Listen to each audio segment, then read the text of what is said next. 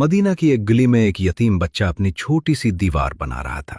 वो बड़ी मेहनत से ईंटें लगा रहा था, मगर दीवार के रास्ते में एक खजूर का दरख्त आ रहा था जो उसके पड़ोसी का था। बच्चे ने हिम्मत करके पड़ोसी से कहा, अगर आप ये दरख्त मुझे दे दें तो मैं अपनी दीवार मुकम्मल कर लूंगा। पड़ोसी ने साफ इनकार कर दिया। बच्चा बार बार दरखास्त करता रहा, मगर वो अपनी बात पर कायम रहा। आखिर ये मामला नबी करीम सल्लल्लाहु अलैहि वसल्लम तक पहुंचा। आपने उस शख्स को बुलाया और नरमी से फरमाया, ये दरख्त उस यतीम को दे दो, अल्लाह तुम्हें उसके बदले जन्नत में दरख्त अता करेगा। ये एक आसान सौदा था, मगर उस शख्स ने फिर भी इनकार कर दिया। उसके दिल में दुनिया की चीज की कदर ज्यादा थी, इसलिए वो उस पेशकश को कबूल न कर सका।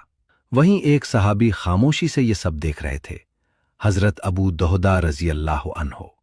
उन्होंने आगे बढ़कर उस शख्स से कहा, क्या तुम मेरा बाग जानते हो? उसमें खजूर के सैकड़ों दरख्त हैं, एक घर है और एक कुआं भी है।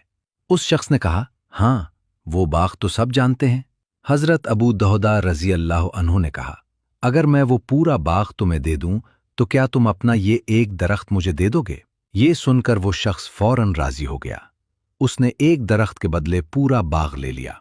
हजरत अबू दहदा रजी अल्लाह अन्हो ने बगैर देर किए वो दरख्त हासिल किया और सीधा उस यतीम बच्चे के पास पहुंचे और उसे दे दिया ताकि वो अपनी दीवार मुकम्मल कर सके।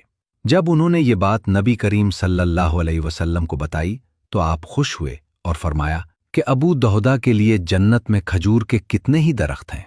उसके बाद हजरत अबू दहदा रजी अल्लाह अन्हो अपने बाग की तरफ गए, मगर अंदर दाखिल नहीं हुए।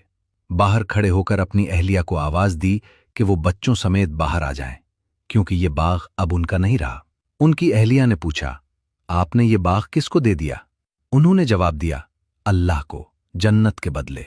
ये सुनकर उनकी अहलिया ने कोई हैरत जाहिर नहीं की, बल्कि सुकून से बच्चों को बाहर बुलाया और कहा कि ये बहुत अच्छा सौदा हुआ है। चंद लम्हों में एक बाग, एक कुआं, एक घर सब पीछे रह गया, मगर एक यकीन उनके साथ था कि जो अल्लाह के लिए दिया जाए वो कभी जाया नहीं होता।